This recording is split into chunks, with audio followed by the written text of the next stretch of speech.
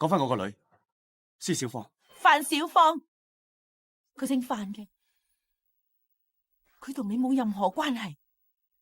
你咁嘅樣，根本就唔配做佢老豆。朗天啊，你唔好以為養咗佢幾年就係佢老母喎。你唔好忘記，佢身體入邊流嘅係我嘅血啊！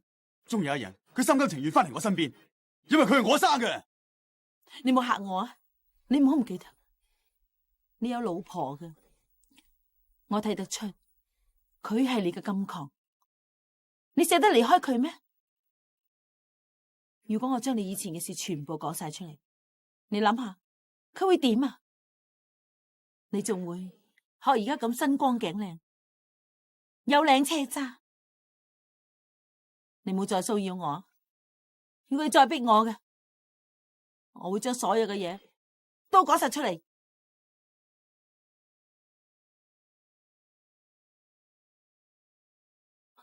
你真係變咗。我冇變，即係冇以前咁軟弱。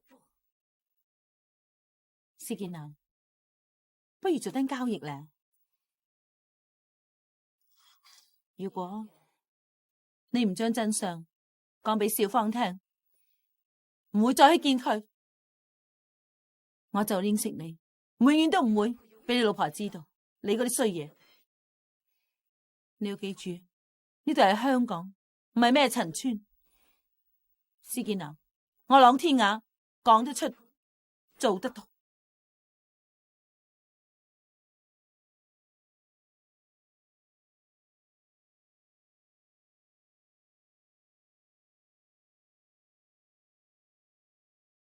住啦，阿偉，哇吓，小芳，朗小姐，做咩要總經理嚟睇我呢間鋪頭仔噶嘛？唔好唔記得喎，我就嚟就係呢間鋪頭嘅女主人啦，我梗要關心自己嘅業務嘅。咁好咯，咁我可以退休咯。咁好啊，你留喺屋企，我會好啲服侍你。你就想啦，你估我係食軟飯嘅男人啊？我要養到你肥肥白白就真啊。仲有小芳啊。